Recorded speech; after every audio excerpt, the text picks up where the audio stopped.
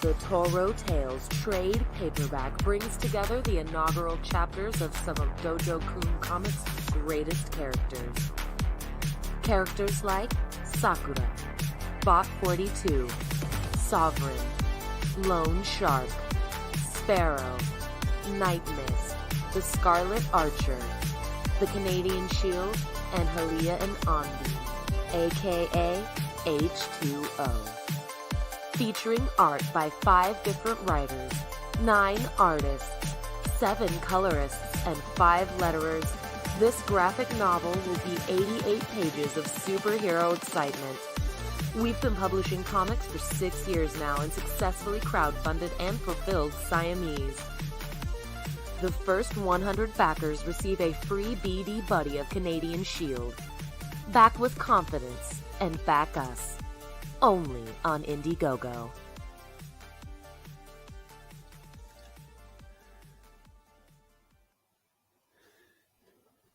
Woo! There we go. Yes, Toro Tales. Welcome everyone to another episode of A Drink with Brink, where I talk with other indie creators about their books and their campaigns. Because people often invite me to their channels and shows, and I wanted to do something in return for this awesome little community. So this weekend has been busy for me. I've been working on a campaign for the launch of Perfect 10 issue 3. So a lot of things to do still, and I'm even doing some rewrites to the script, and I made the voice lines for Ellie, the voice actress, who's the voice of 10. So everything is going slowly towards the launch, and I'm so excited, man. It's awesome. It's awesome. I saw that Dr. Aino is here. Dr. Aino, hey, welcome, Dr. Aino. And Edith is here. Hey, welcome, Edith. Okay, everyone.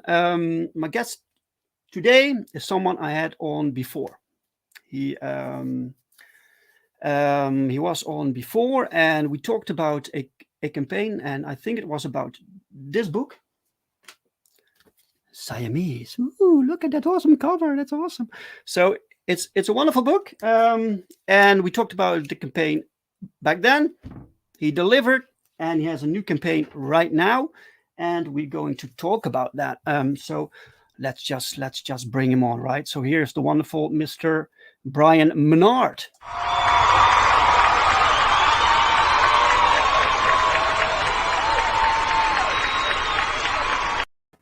And the crowd cheers. I love it. Man, everyone can see you. Hail, David. Thanks so much for having me on. I appreciate it. Yeah, you're very welcome, man. How are you doing? I'm doing great. Kudos for being on your 3rd issue of Perfect 10. That speaks highly of you, that you're in this for the long haul, and you've got a great IP going. I can't wait to get number 3. Oh, yeah. Thank you very much, man. Sometimes I can even believe it myself. I did the first issue with Pow, and that was one of my artists. I just wanted to work with him, and we did it, and we made one book, and I made the book in such fashion that we could leave it there. So if it wasn't a success, then I had my little victory. I had made my book with Paul Rodriguez, and now we're at issue 3, man. It's unbelievable. Well, not only that, but you've obviously done well with the IP. On my show last week, we did the Best of CG 2021, and Perfect 10 and Dave Brink were not mentioned once, but twice in the Best of show. So, that's another kudos to you. I saw that, man. Thank you very much. It was a great show. I always miss your show when it's live, because then we silly Europeans sleep. But I try to watch it in afterwards. Spore Hacker, hey Spore Hacker, welcome, man. Had to grab a cup of green tea to compliment my muffin. Oh, yeah, you should compliment your muffin all the time, man. And arrived just in time. Welcome, Spore Hacker. Okay, it's a drink with Brink. So, that's Brian, right. What did you bring to drink? I've got sweet tea, but not just sweet tea. In it, there's Amaretto's Amarito and a splash of chocolate syrup. Oh, wow. Yeah. Did you invent that combination yourself? I did. Yeah. The chocolate syrup was sitting on the counter, and I'm like, ooh, I love stuff to be super sweet. There's no such thing as too sweet for me. So Oh, right. I spiced it with a little bit of chocolate syrup, and it's very good. Oh, yeah, man. I have my cola, so it's a drink. So yeah, let's just Awesome. start it off here, and then we okay. So we know each other from the little indie community, but for people who don't know you and watching now, can you tell a little bit about yourself? Oh, absolutely. So my day job, I'm a certified internal auditor, a certified fraud examiner, and a certified anti-money laundering specialist. At night, of course, I work on Dojo Kun Comics, and I've been publishing as Dojo Kun Comics for about 6 years now. Before that, I had written a script for She-Hulk for Marvel, and I tried to find a place on the Marvel site to submit my work. And I scoured their website probably for more than an hour till I finally found a tiny little paragraph at the bottom of a page that basically said, "You don't." They said, "You go get published and we'll find you." Yeah. So I'm like, all right. So I went to a website called ZWall. For those of you who don't know about it, it's a very good resource. It's ZWOL.org, not .com, .org. Mm-hmm. And ZWall is short for the person who started it, Zlowinski. He started this site, and it's all about matching writers, artists, flatters, colorists, letterers, everybody that is part and parcel to creating a comic book. So I went on there, I scoured somebody looking for a writer. Not only did I find somebody looking for a writer, but they were also looking for somebody to help them with their accounting. I was like, double whammy. Yeah. Have we met? Yeah. So I sent them my resume and my my practice script, and they contacted me within a few hours, and I started working for that company. After a short time, we had sort of a different vision as to how things should go. So I went to yet another small press company, and then eventually ended up starting my own company, Dojo Kun Comics. Now, the Dojo Kun are the 5 rules of the karate dojo, because I've been a karate student since college. And it's just that basically they are seek perfection of character, endeavor, be faithful, respect others, and avoid violent behavior. So those 5 tenets are important, I think, not just in the martial arts dojo, but throughout life. And endeavor is what we're talking about right now. We're talking about endeavoring to do something new. You'll miss 100% of the shots you don't take. So as you were saying at the beginning, you started out with POW, and just, you figured this is something I'm going to get done, and we'll see how it does. And as obviously you're doing so well with it. So I too struck out with that kind of thing in mind. I wanted to be a comic book creator. So over the course of the last 6 years, I've released 12 comic books under my banner. And then in late 2020, I was posting some of my characters on Facebook.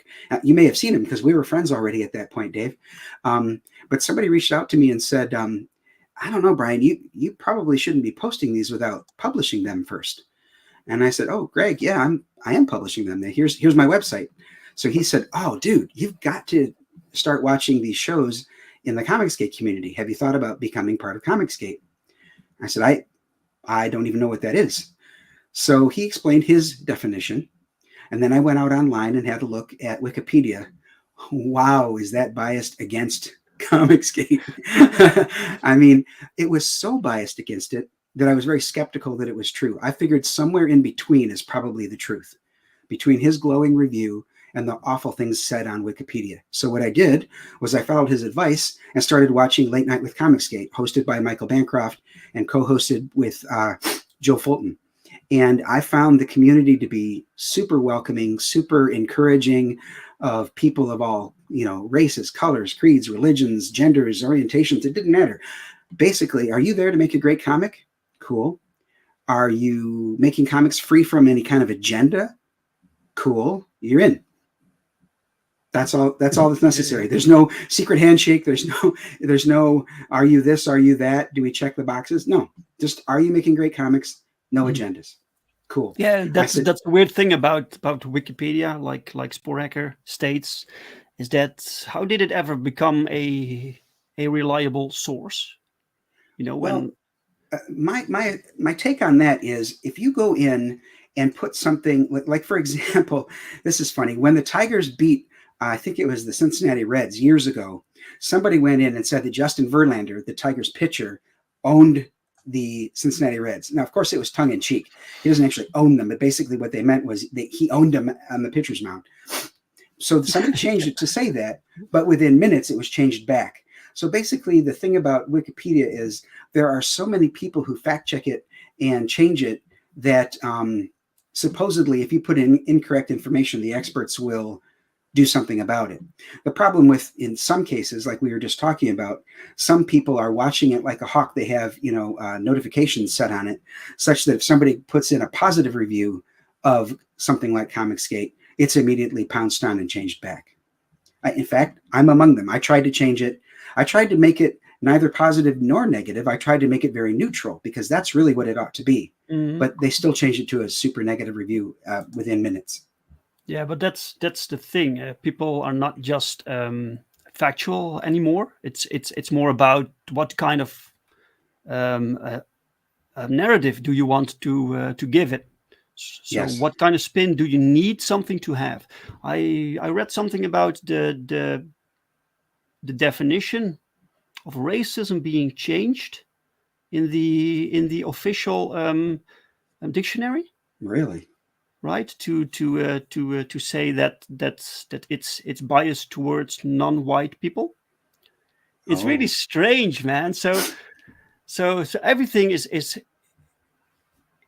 just easy to modify nowadays because all these institutions are in the hands of people who want to tell a certain story instead of just provide you the facts. Yeah, I think that they are likely either clout chasers or bread tubers, just people who want the controversy because they want to complain and just rage on their YouTube channels for clicks and likes, etc. Now, the problem is also that at some point you begin to doubt everything. Yeah.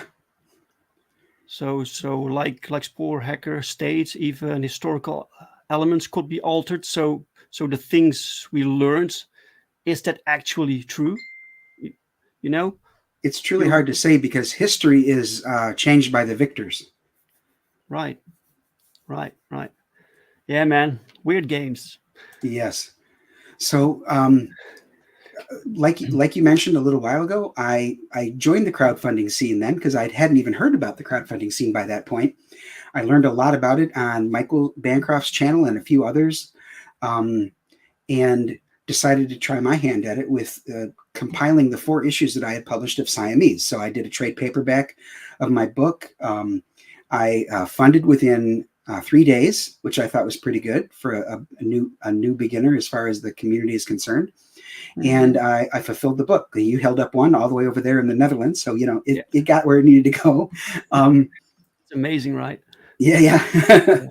And now I'm putting together what I'm calling the second book in the Dojo Kun Comics connected superhero universe, and that's Toro Tales. Now, it looks like Toro, which is Spanish for bull, but Toro is the stone lantern in my company's logo. It's Japanese. Right. Oh, that's the symbol on your logo. Yeah. Right. Oh, okay. Yep. Okay. And so what this is To'u-Ro'u. To'u-Ro'u. Yes. Okay.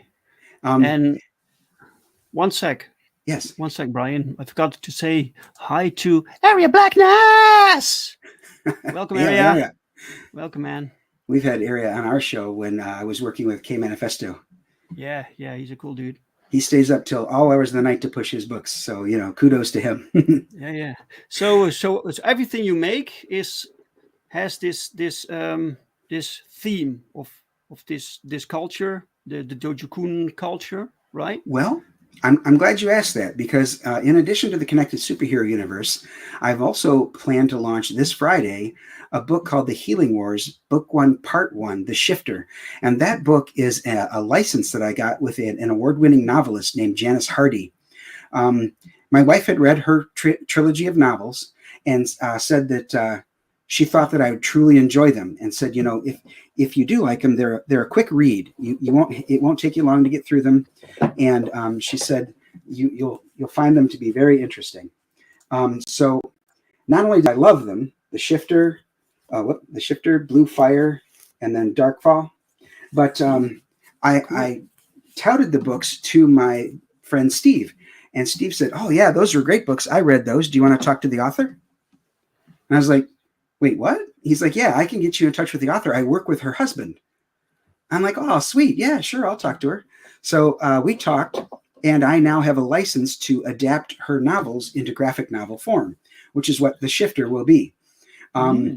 It's okay. So to go back and forth here, sorry, but on Toro Tales, the book is complete. It's done. The coloring, the lettering, the art, everything is done. All that needs to be done now is fund it, get the stickers and ash can and a couple other things made, but those don't take more than a couple of weeks, and then fulfill. Now, The Shifter is on the other side of the spectrum. It's not done. I need the crowdfunding to pay for it, because this one is quite expensive with the license with the author. In addition to that, I've hired a Brazilian artist named Zilson Costa, who did Siamese number 3 and 4. Yeah, he also worked on this book. Yeah. Yep. I know the name. Yep. So Zilson is, he's a quick artist. He's Right. very responsive, and we have a wonderful rapport. When I send him a script, he's either spot on and did it exactly the way I wrote it, or he's improved it. And when we look at the pre-launch page in a few minutes, I'll show you the page that I can point to as an example of his improving my idea. So I fully believe that the artist is just as much a storyteller as the writer in their own way. And we've got a great rapport working together to present The Shifter. Right. Wow, that's amazing. Yeah, man, it's very important to find the right team for your book. That you have people you can trust, and who are professional, and who know how to conduct themselves, not only towards you but also online, for instance. Right. So yeah. And he and I have a few other things in common too. I've been a singer since I was in 6th grade, and he's in a hard rock band called the Evil Machines. Wait, who is that? This is Zilson Costa, my artist. All right, he's in a rock band? He's in a hard rock band in Brazil, yes. Okay. Oh, okay, cool. Yeah, very cool. Yeah. Multi-talented guy. He is. Yeah. Okay, do you want me to bring up your campaign, or do you want to do it? Oh, I can do that, so I can scroll back and forth and show things. All right, there we go. All right, so there we go. Toro Tales, he's played the trailer. Thank you very much. That had the dulcet voice of Lenore on there. I thought she did a great job. Yeah, she was professional.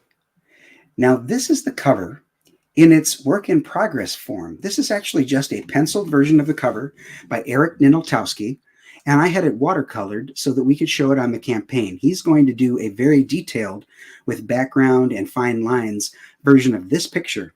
Now, this picture has all 10 of the superheroes that are who debut in Toro Tales, and but they're not a team yet. Somewhere down the line, I've written the scripts where they do become a team. But as it stands right now, these are individual tales about these characters. It's 9 stories in this 88-page anthology. And this cover might somewhat seem familiar to some of you. And that's because it's an homage cover to Amazing Spider-Man number 297. But it's the variant version that had the Avengers West Coast on it. So it was very convenient to homage that one, because on that cover, there were 10 characters. So he put my characters in exactly the same positions as the Avengers West Coast were on that Amazing Spider-Man number 297. So is this what you see here? Is this a representation of your universe, or is it a team? This is just 10 characters in my universe. Siamese introduced 7 superheroes that are different from these. I actually have 154 plus characters that are either, heroes, villains, or supporting cast. And this is just the debut of these 10 characters. Right. Awesome, man. It looks great. Thank you. Wait, let me see if I can. I'm not sure what's going to happen now. Okay. What do you mean? I was trying to make the screen a bit bigger. Oh, okay. But I don't think it's possible. So what I'll do then is I'll show you some of the sample interior art. This is the art for Bot 42. The artist is Ellensworth. As you can see, he's all robot. Up here on the top right, he's pummeling somebody with his metal fists. You'll have to read the story to find out what would drive the robot to do such a thing. Okay. So what was his name? What was the robot's 42. Name? Bot 42. Why is he 42? Well, because Dave, 42 is the answer to everything. Ah, of course. If you read The Hitchhiker's Guide to the Galaxy. Yes.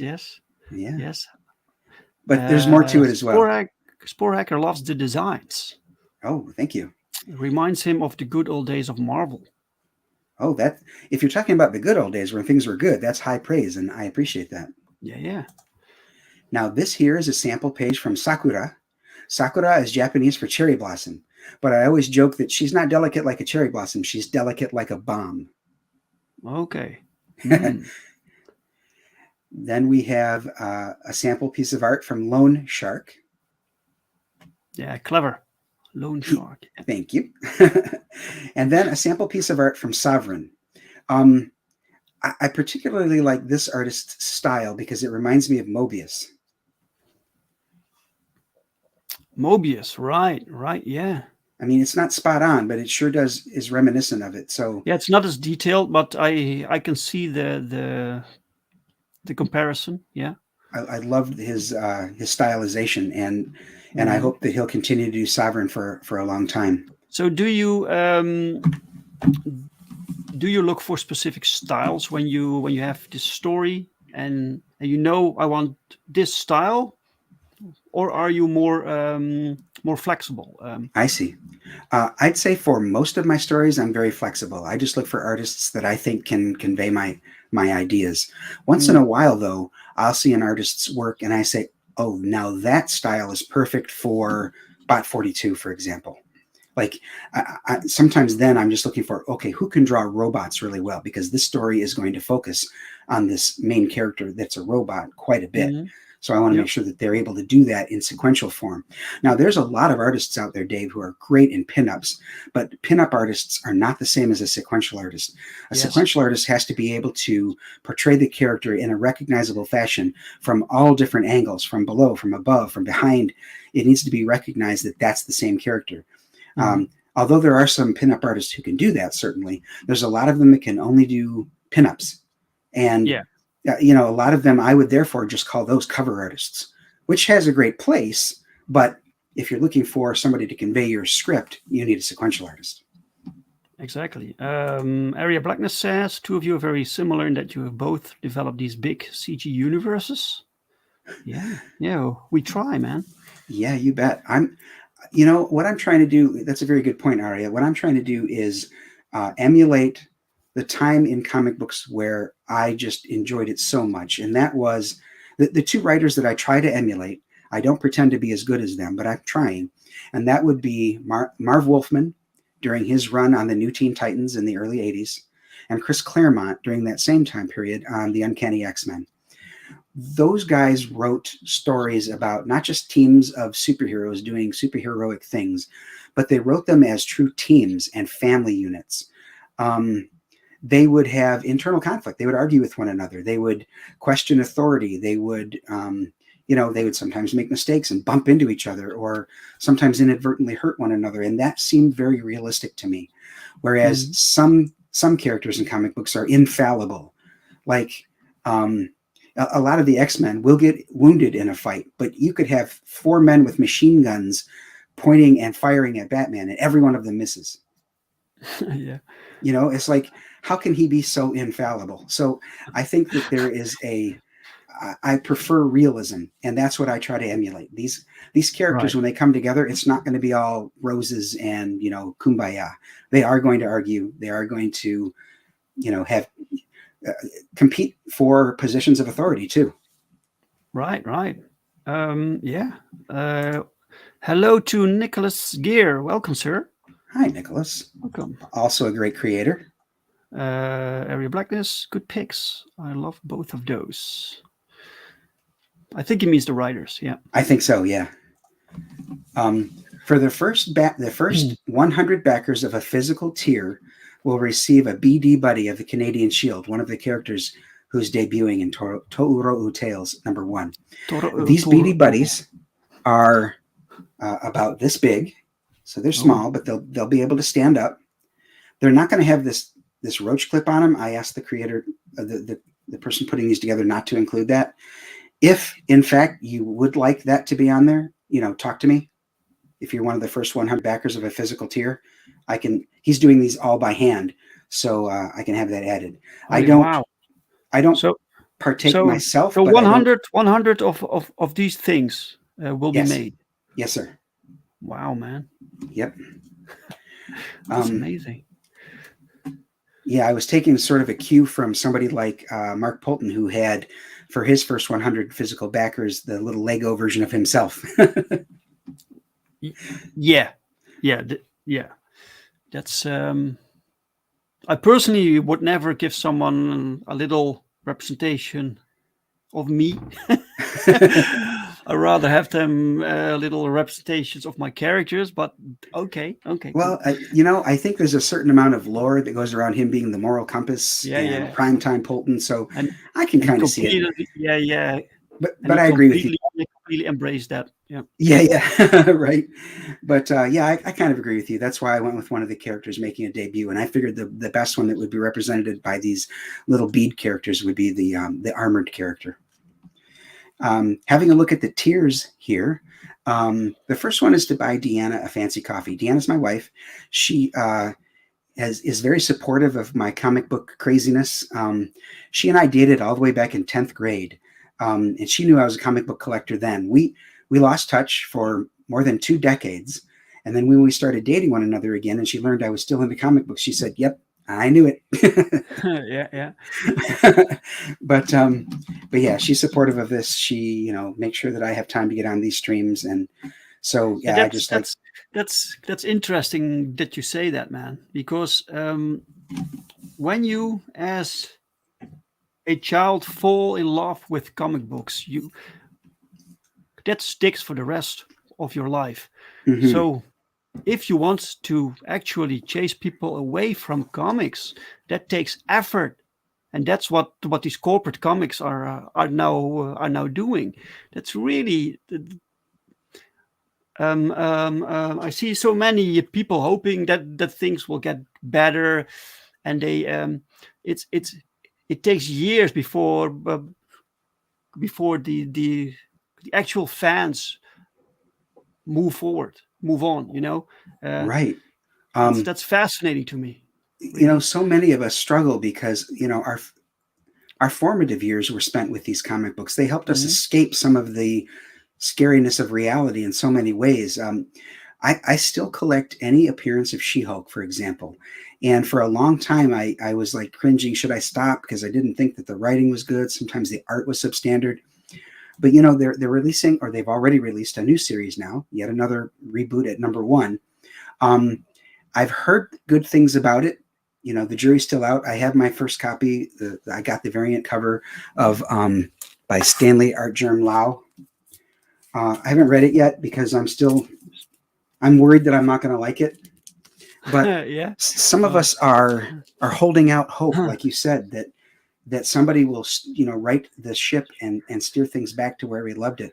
In the meantime, though, us out here in the Indie Comics Network, whether you're CG or not, you're out there making comic books. You're doing what you can to change things by doing better or doing things the way you'd want to see them. And that came up the other night on a show where if you're not doing this, if you're not writing comics that you would enjoy, it's going to show, because your lack of passion will show through.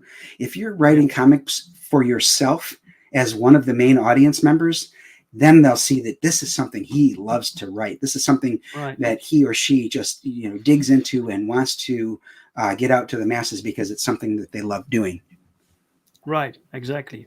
And I think that lately there are some people that maybe think there's money to be made. They see campaigns succeed and they think, hey, that's easy money. It's not, by the way, for the record, but and they give it a shot. And mostly these are they're not as passionate as, for instance, people who've been doing it for years and been dreaming about this for since they were kids. Someday I'm going to work for Marvel. That was my dream when I was young, Right. So this isn't something we picked up in the last year. Very true. And to speak to your point about this not being easy, in addition to the fact that, it's a lot of work as the publisher of your own comic book, you have to wear all of the hats, not just writing. I have to be the person who hires the talent. I have to make sure that I stay on them to ask them for their pages. I have to be the editor. I have to be the marketer. And that's the hardest one, in my opinion, being a marketer. Yeah. One of the pieces of the grind is to get on all of these wonderful shows like yours, Dave. And that's, that's a lot of time investment. When I shilled Siamese, I was on 80 different shows. And I kept track of all those shows. Wow. And that's why I developed the CG guide, which is on my website. That CG guide will help any of you out there that are creators and you want to get out there and shill your books. Start hitting people up on there. I've included their Twitter handles so that you can reach out to them and ask them if they have an opportunity to help you get eyes on your projects. But yeah, it takes a lot of effort, a lot of time. And then if we want to talk about money, now before I did the crowdfunding, I was publishing my own comics, and that was a pretty expensive thing to do. But to be honest with you, if I was a hunter, that would be expensive. If I was a golfer, that would be expensive. This hobby is an expensive one. When I did crowdfunding, I don't want you to think, well, now you don't have to pay for it. Everybody else did. Well, not really, because Siamese was breaking even for a while. But then I started losing money when it came to shipping, particularly to Australia. The cost of shipping skyrocketed. And I think I had charged $20 or $25 for shipping. Well, it ended up being each individual book in a Gemini mailer was $75 at one point to send to Australia. Now, I hadn't charged them, but that's not their fault. So I had to eat that cost for my Australian backers. Mm-hmm. To that point, that's why I have a digital version here on Toro Tales. I know that some people prefer to have their comic books on their mobile device, but I also know that some people would like to avoid paying, triple the amount in shipping that they did for the book. Yeah. Because that's just crazy. So, but I still want folks overseas to be able to have the opportunity to read the book, because I definitely want their input. I want their fandom. I want their contribution, if you will, not just in money, but because when they give me feedback, that just makes my next book better. Mm-hmm. Of course. Yeah. Mm-hmm. After the digital tier, which was $15, this is the soft cover with the homage cover I was talking about by Eric Nienoltowski.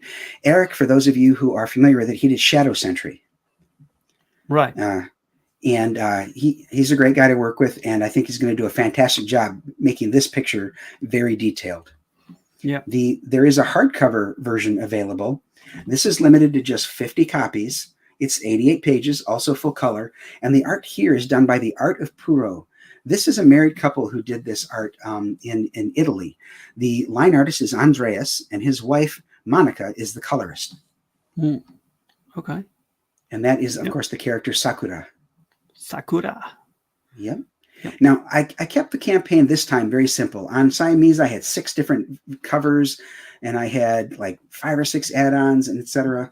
And I can't say that was awful, and I learned my lesson. It was difficult, and I wanted to keep things a little bit more simple so that I could move forward with these campaigns, particularly because, like I mentioned just a little while ago, I'm going to have 2 campaigns running at once. So I had to simplify things a bit. The add-ons for this campaign, of course, the softcover is available as an add-on. If you get the hardcover and want to also get the softcover, you can do that as an add-on.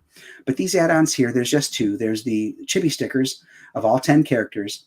It's 9 stickers, though, to be fully honest about it, because Halia and Undine, who are collectively known as H2O, yes, they are on a single sticker. That's 1 sticker, yeah. Yep. And then the other is a supplemental ash can. It's an 8-page book that I wrote about this character, Bog. Now, Bog, Right. Upon first glance, of course, is probably reminiscent of Man-Thing or Swamp Thing. That's Gilbert Monsanto art. Yes, I'm glad you recognize that. Yeah, he Yeah. is such a prolific artist. Whenever I see him post characters from my own and everyone else's, I save them in a folder because I just think his stuff is so good. Yeah. I literally have over 2,000 characters that Gilbert has done for various creators. It's crazy. The guy is a machine. He is. Yes, he is. Yeah. And you know, at one point, he had a Facebook page up that had all the characters on it, and somehow it was taken down. Yeah. And he was devastated.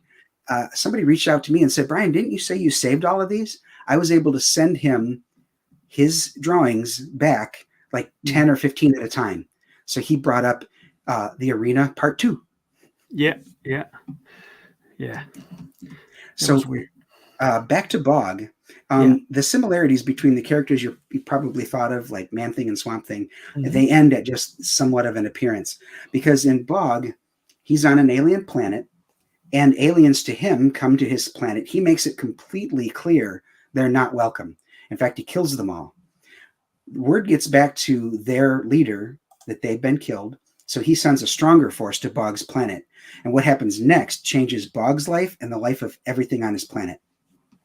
Wow. I like that design. I like the name. I'm intrigued by Bog. You might also be intrigued to know that Mike Salter, the artist on Siamese 1 and 2, is the artist for Bog. Right. Okay. All right. Awesome. So yeah, the fact that the reason he left and didn't do Siamese 3 and 4 is Mike Salter is a fine art portrait painter, and he was commissioned to paint a portrait of someone's deceased son. So he took that as a higher priority than my comic book, and I was like, yeah, dude, that's a higher priority. I get it. you got to do that. And besides, I'm sure he made a lot more on that than he would on my comic. But he loved working with me on Siamese, and he reached out to me when all of that was settled and said, what else can I work on? And so I showed him this, and he's super excited to do this. I've already got almost all of the pages of the Ashcan turned in. So when I said, Toro Tales is done, but the add-ons and things like that aren't, I can tell you that the Ashcan is almost complete as well, like very close. Awesome, man. And Bog is Spore Hacker's new spirit animal. Oh, sweet. I'll take it. Yeah. Excellent. Now, in case you missed it the first time around, because you hadn't heard of me at the time, there's a chance to get the 4-issue trade paperback called Siamese as an add-on to this campaign. But in order to make sure that those people who ordered it the first time around didn't feel like their orders or their backings that first time around weren't exclusive, I made sure that this time around, this second printing had a different cover. So this here is artwork done by Cy Lim, who co-created the characters with me, these characters and Bot 42. Cy is a New Zealander who he works for a company called Mighty Ape. And Mighty Ape would be, in my estimation, the equivalent of Australia and New Zealand's Amazon. They sell every kind of thing. And what's interesting about this company is they have licenses with just about every IP you can think of in the mainstream. They have license to use characters from Marvel, DC, Disney, Harry Potter, Star Trek, Star Wars. I mean, it's crazy. I don't know how they got all those licenses, but what they've done with it is whenever he draws the characters, he has a very cartoony style when he wants to, and he draws them all in the form of an ape. Okay. So that's what Mighty Ape, Yeah. Now he has a vast array of styles. He can do very cartoony. He can do very Western comic style. And this right here, this picture of Siamese is kind of in between, he says. It's a little cartoony, but more along the lines of the Western style. And I love this in-between version. So I asked him to do this cover. Yeah, this is fun. So there's an opportunity to get that on this campaign as well. You should try and get him to do an entire comic book in that style. Oh, I wish I could. He is so busy. He's only got time to do covers for me. Oh. And even that, I got to catch him at just the right time. Yeah. I'd love for him to do a whole comic book. You bet. Now, my goal at the top, I didn't mention it, but it's $5,000. We are at 20% right now. I've reached $1,000. Got 25 backers, and it's kind of slowed down a bit. There's just 14 days left on the campaign, and getting a little worried, but at the same time, I'm going to start hitting the YouTube, campaign trail, and hopefully get some more eyes on it. You're still in the first 30 days now? That's true. Yes, the first 30 days. Okay. So if, however, we reach that goal and then subsequently reach the $7,000 stretch goal, everyone who backs it at a physical tier will get a first appearance print of Bot 42. So this is the page on which he first appears, and it'll be a print. Okay. If we optimistically reach the $9,000 stretch goal, there will be an acrylic keychain of Bot 42. And this is the art that was done by Cy Lim, the New Zealander. This was the first picture ever drawn of him.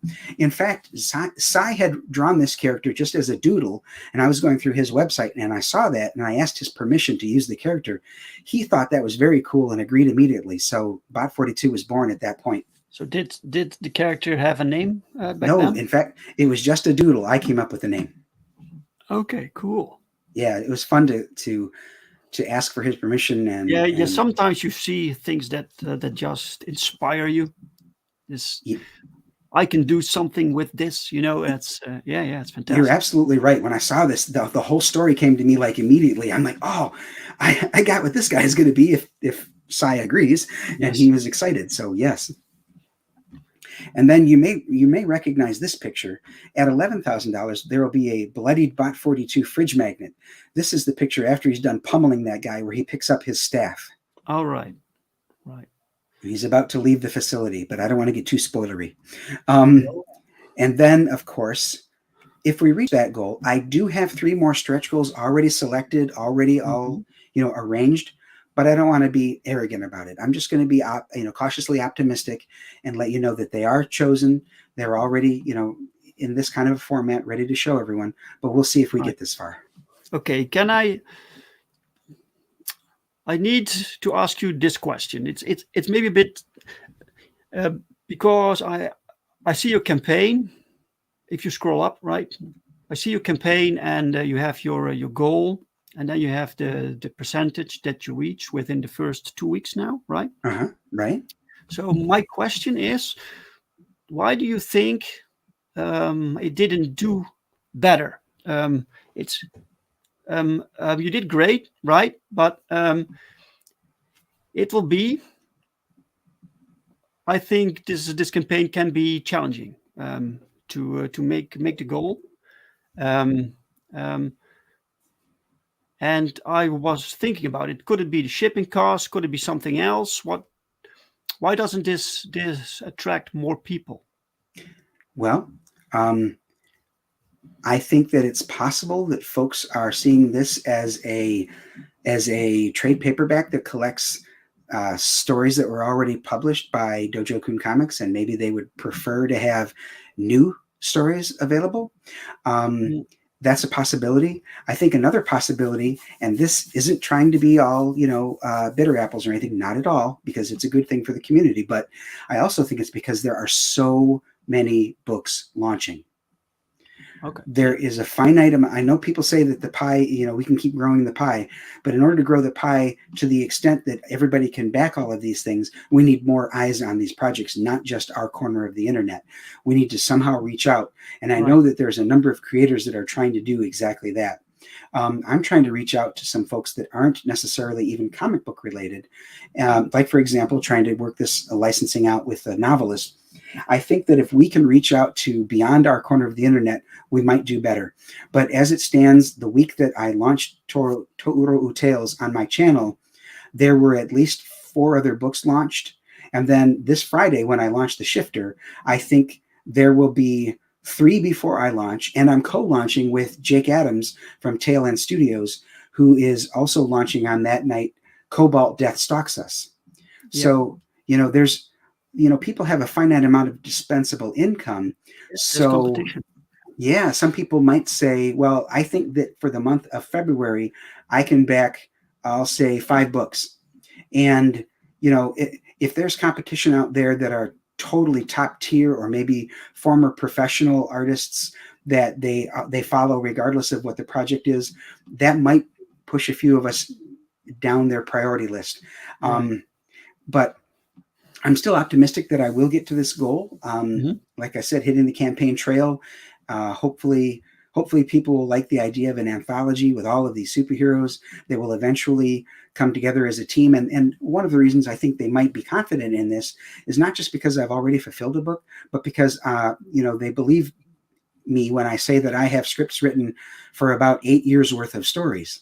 Wow. So yeah, okay, I could easily, I'm in this for the long haul. So you're a fast writer. Dave, sometimes I can't even type fast enough to get my ideas out. I sometimes have to just do bullet points so I can, because I can't type so fast. Yeah. Wow. That's amazing. I'm pretty slow, when I write.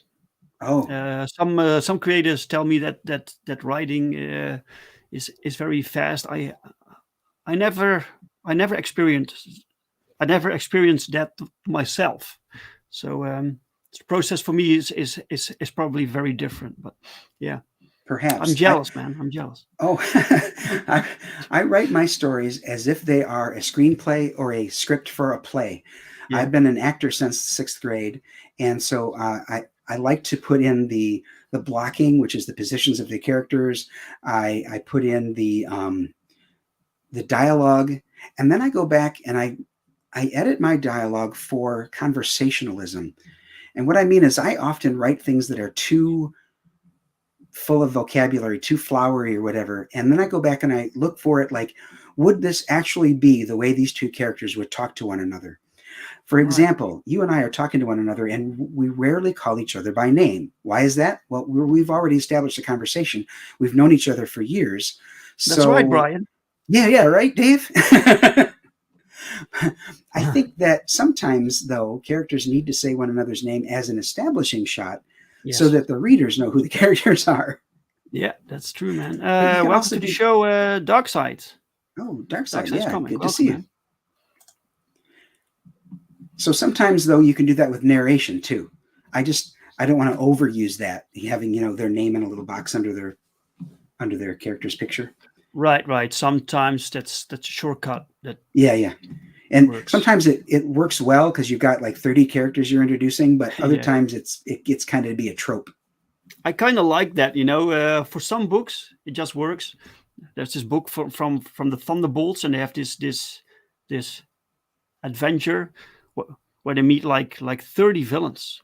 Oh. And you have this double page spread with 30 villains standing there, and they have these little name captions with every character, and that's fantastic. That's great. Helpful. Yeah. So I see that we're coming up to the top of the hour. So what I'd like to do, if you don't mind, Dave, is to switch. Oh, there I go, using your name. I'd like to switch to Healing Wars to show that off. Yeah, of course, man. Of course. Launching that this Friday. Is that now on screen? No. Oh, still looking at Toro Tales. Toro Tales. Okay, so what I got to do is stop sharing that. Where's the little button? Oh, there it is. And then go over to the other window.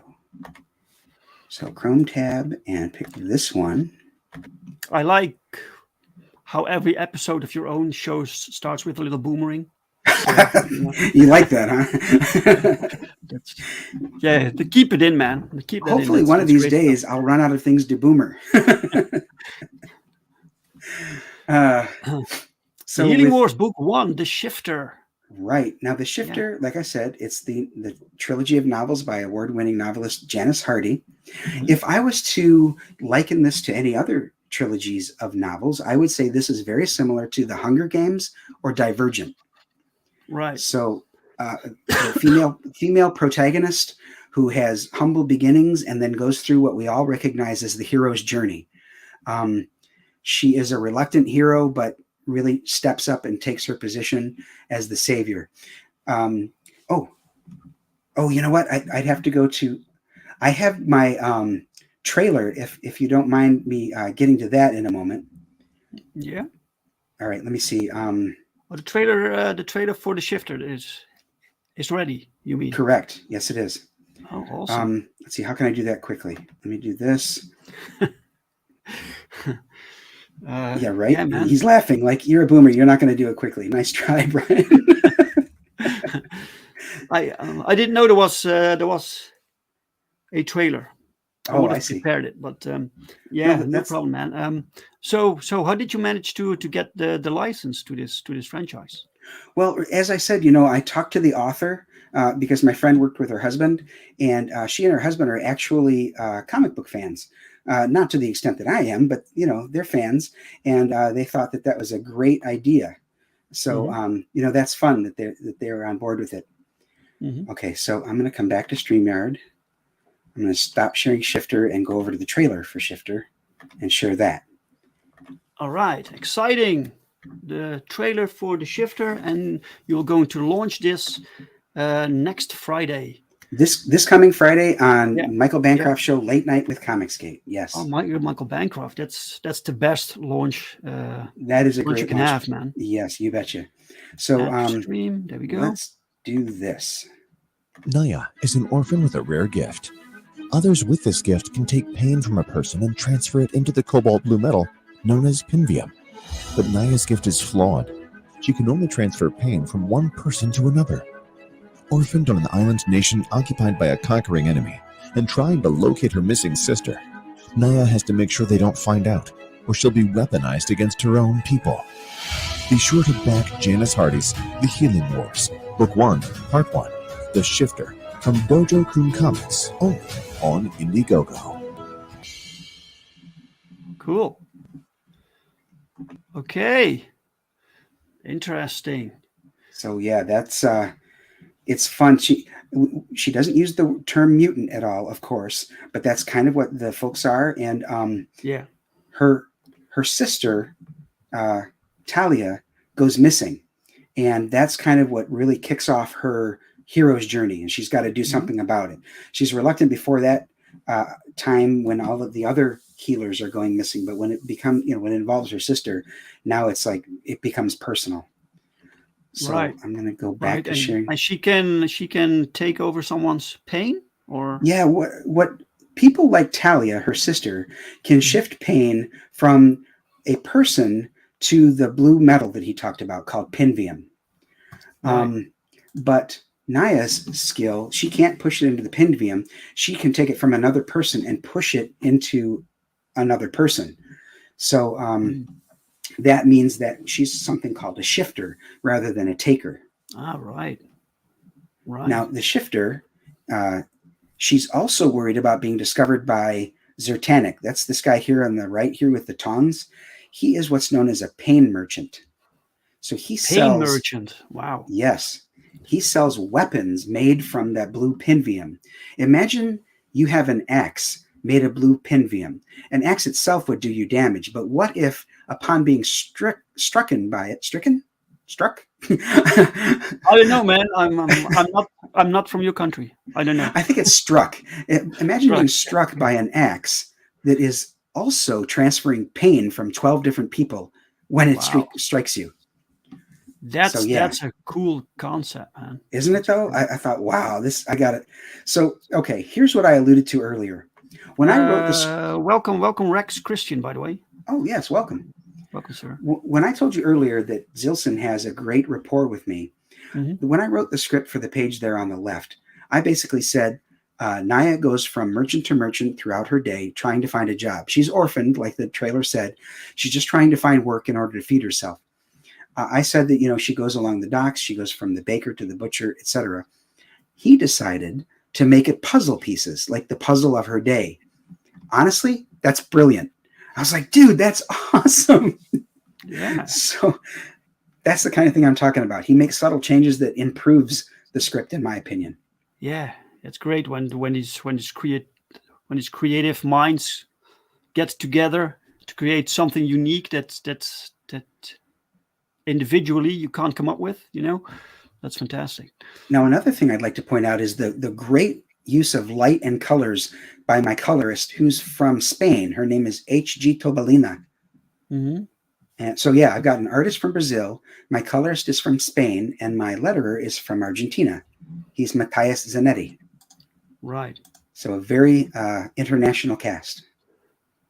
If you sign up now... I just put the link in the chat, by the way. Oh, thank you. You can check it out. Yeah. If you sign up now, you'll get an opportunity to get a secret discount tier when we launch. Woo! Now, speaking of the launch, I know we've only got a couple minutes, so I'll say it quickly. Take your time. Okay, thank you. On the same show this Friday night with Michael Bancroft, I mentioned that I'll be launching with Jake Adams from Tail End Studio, who's issuing the second volume of Cobalt. This one's called Death Stalks Us. We're collaborating on this in more than just the co-launch night, too. If somebody backs both of those projects at a physical tier, they're going to get a special homage print. And that print is an homage to X-Men number 141, the Days of Future Past cover that has Wolverine and Kate Pryde in the spotlight with the Wanted poster behind them. Yep. This one, though, is going to have Cobalt and Naya. John Byrne. John Byrne. Yep, you're right. Yep.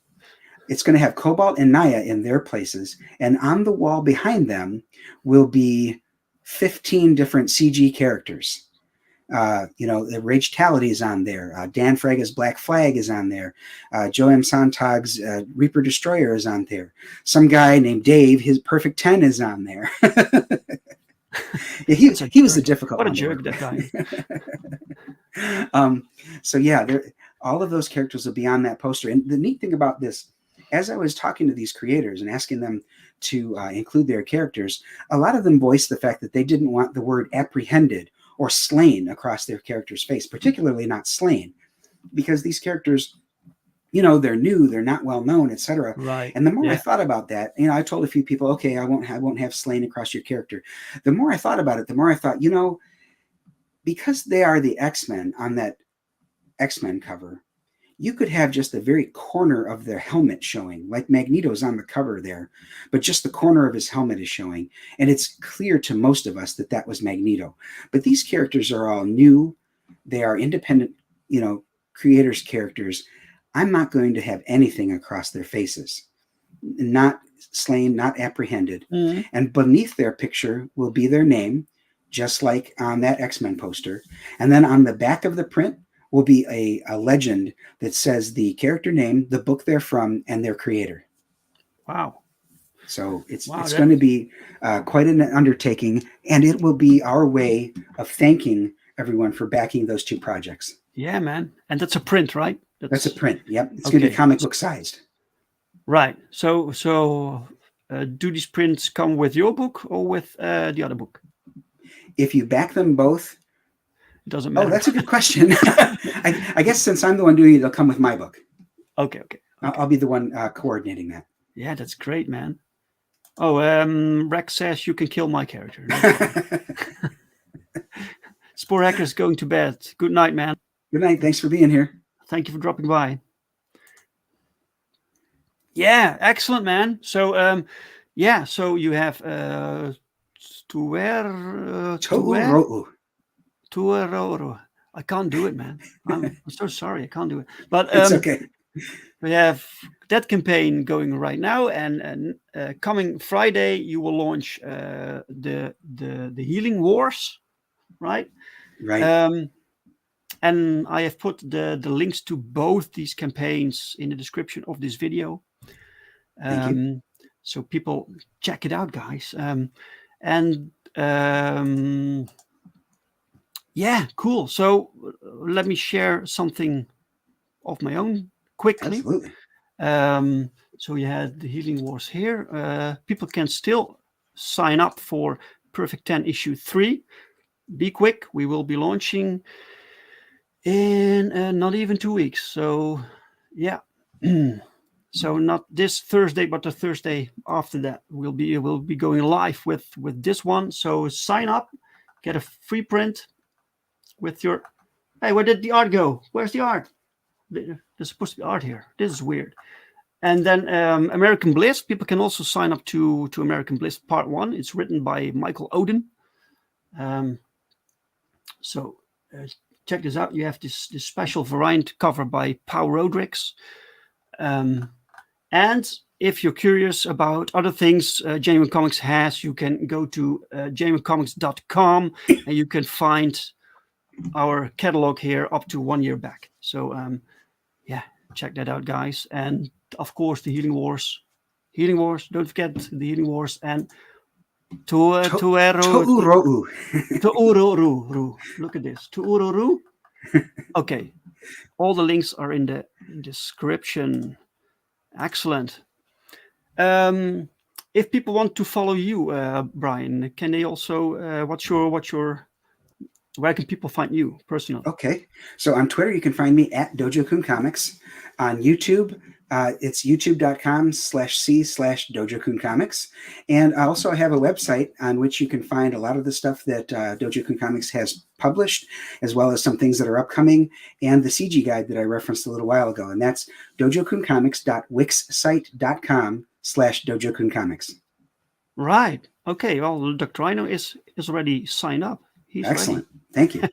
Unless you mean his, but thank you anyway. No, yours, man, yours.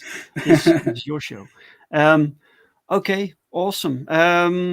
Is there something else we need to know about these campaigns or something before we close? Just that we'd love everyone to have the opportunity to back them if you like, but if not, if you want to tweet them out for me, share them on your socials, every bit of that is a help. So, we appreciate your support. And speaking of support, thank you so much for having me on, Dave. It's always a pleasure to be with you. You are very welcome. By the way, Area Blackness invited you to their stream. They're having a little stream about action figures or figurines. They saw your figurine for this campaign. So. Oh, okay. So, okay. Thank you, Brian. Special thanks to the chat for being here, for watching, and for your comments. And like always, hail the chat. Yeah, and I hope to see you next week. I'm having another guest, but I'm not sure who. I'm having this little list, and I forgot the order. But next week I'll be back next Sunday. So see you then. Bye bye. Cheers.